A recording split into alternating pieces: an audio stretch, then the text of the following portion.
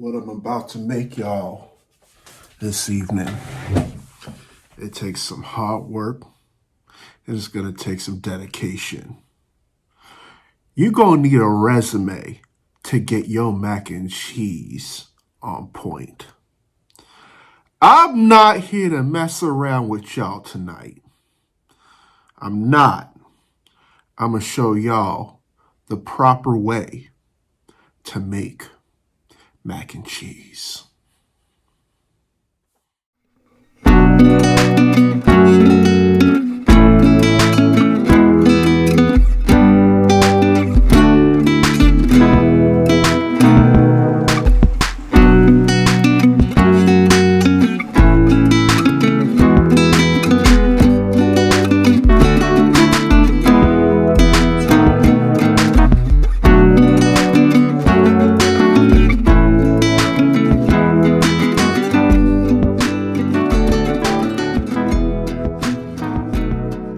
What's up, everybody? We alive. Yet another day above soil. It is true. It is very true. Mac and cheese ain't nothing to screw around with. You're going to need to put in some work. You're going to need to put your elbows into it. You need 3 years of experience. The bottom of your arm needs to jiggle. You're going to need some strong ancestors. And you're going to need to put some soul into this dish. Now, I done seen so many different versions of mac and cheese. Some people nail it. They nail it and it tastes exceptional. Sometimes the mac and cheese is all right. But there's other times where I taste the mac and cheese and I question the ethics of the person who had the unmitigated temerity to screw it up. Look, I try my hardest to be as optimistic as possible. I try to follow the straight and narrow path to success. I have the power of God and Kairos on my side, and I'm going to show y'all how I make mac and cheese. I don't know if y'all ready. We's about to burn.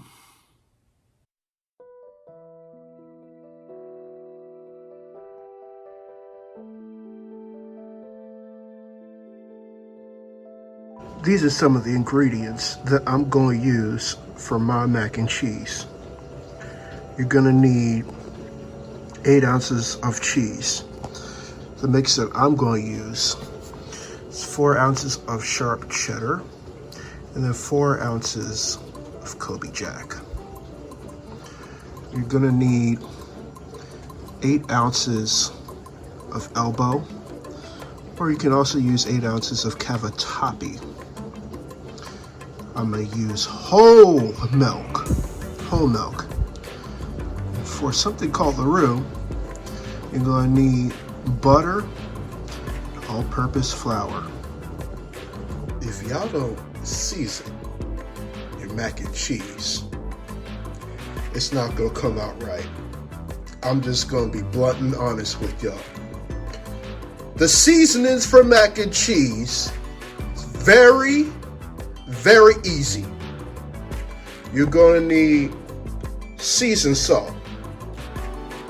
Not white salt, not kosher salt, not sea salt. You're going to need seasoned salt. You're also going to need black pepper.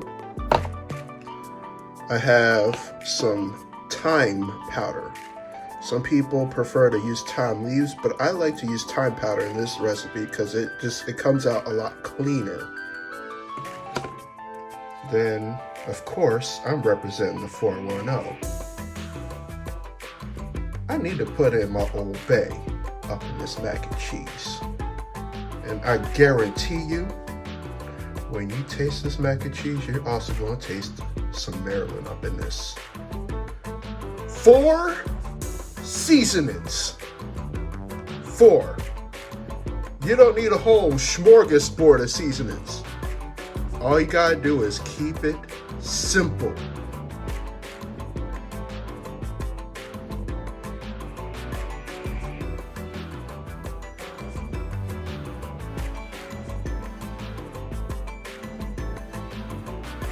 Now that we got our water boiling, we're gonna put some elbow noodles in here.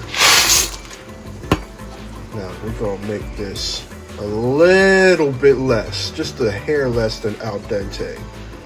And boil it between 8 and 9 minutes because it's going to cook when we bake. The first step in making your mac and cheese is the roux. I got my pan at a temperature that's not too hot. It's not too cold. We don't want to burn our butter. We're going to put 2 tablespoons of butter in here. By the way, this is going to be a small-ish portion. Feel free to double the size of this if you want to feed family of 6 or so. So we're going to bloop right in there in that pan. We're going to keep this on medium heat so that we don't burn the roux. If y'all burn your roux, it's not going to end very well. So we got the 2 tablespoons of melted butter. And then to that, we're going to put 2 tablespoons your all-purpose flour. We're going to stir that up. So it's like jogging with each other. We're going to stir it up like so. It's a little bit browner than I want to have it brown, but we're just going to mix it work. Makes it work. By the way, this is a good base for a lot of your cream sauces like Alfredo, penne alla vodka, mac and cheese. The key to a good roux is this mixture and cold milk. Don't have your milk all warm because it's not going to penetrate through the roux. We're going to put 1/4 cup cold milk in the roux gradually. We're going to mix it in like this. We're just going to keep it, we're going to keep mixing.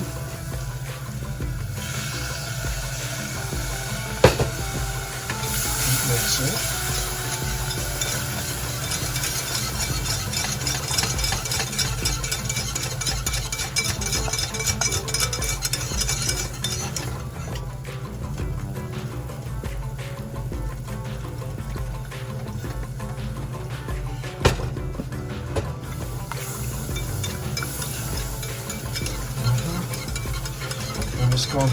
It's going to be very creamy. It should be very creamy. I was getting a little bit nervous because it was looking clumpy at first, but it's coming out nice now. And like I said, it needs to be cold milk so that it can cut right through your roux and make this creamy substance. Mix this up a little bit more.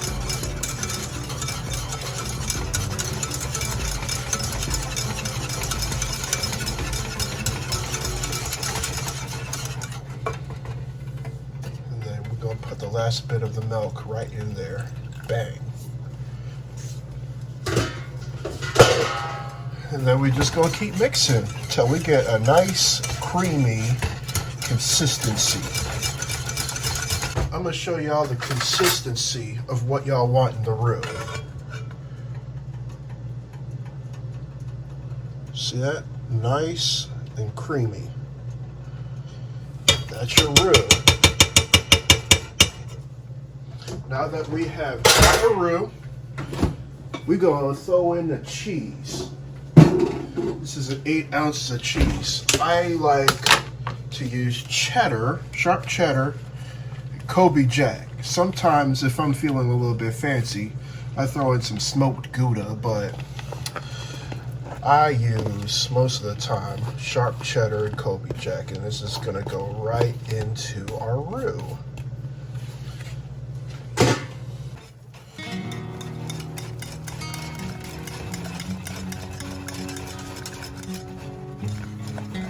Now that we got the cheese up in there, it's time to season it up. This is the part where it's going to be like a guesstimation kind of thing, but I'm just going to give y'all a baseline of what I'm currently working with. So I'm going to put half a teaspoon of seasoned salt. Then I'm going to put a half a teaspoon of some black pepper. Bam. And then I'm going to put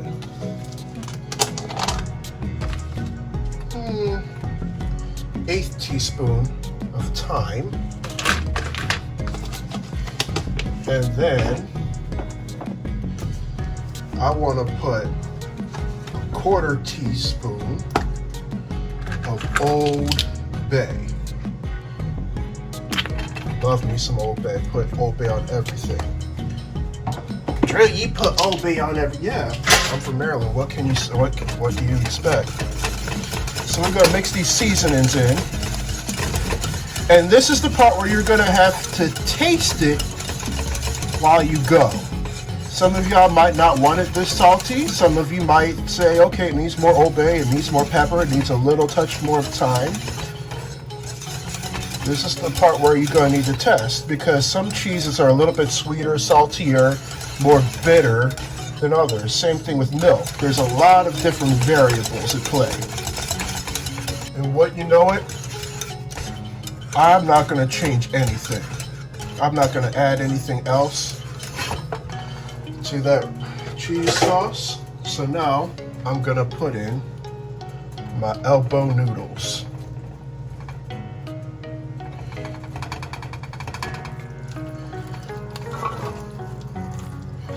Just look at that. Once we folded everything in, I'm going to put your mac and cheese in your pan. Even it out real good so that there's no peaks and valleys. We're going to put all this cheese sauce up in here.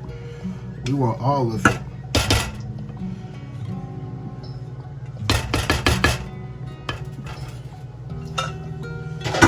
And I've got just a little bit more cheese somewhere. Oh, here it is.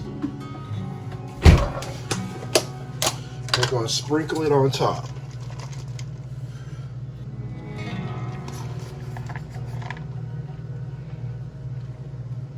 There's some people who may put panko breadcrumbs, Ritz crackers.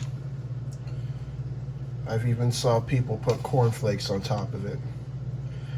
Honestly, I don't do that. All you need is that cheese on the top. It looks aesthetically pleasing once it comes out the oven. Once you see it in 30 minutes, you'll know. I told you that we burn tonight. It is what it is, man. We burnt. It's ready! We're gonna take this out the oven. Oh, sweet Jesus! Oh, I swear to God! I'm gonna take this out the oven. Look at that. Look at that. You see how it's that golden brown on the top? Ooh, that looked pretty. Once again, before we part ways and leave, I have a relatively important question to ask of you. If you went to sleep tonight and you didn't wake up the next day, would you truly be satisfied with the life that you lived? If your answer is no, then it's most definitely time to do some soul searching and think about some of the things that you need to change within your life. I say this because there's a lot of things within our society that discriminate. Death, however, it doesn't discriminate. I want to thank each and every one of y'all for watching this content. If this is your first, second, third, or whatever time, hit that subscribe button. It's right down below. Y'all need to become a member of the LDX family. We are halfway. We are halfway on the road to 100 subscribers as of the 2nd of May, 2022. And it's my hope that we get a lot more than 100. But anyway, I'm going to put the link to my Instagram within the description. I still have an Etsy page, but I'm on vacation mode as of right now. I leave you all with much love, good spirits and vibes. Until next time, I'll see y'all later. I'm out.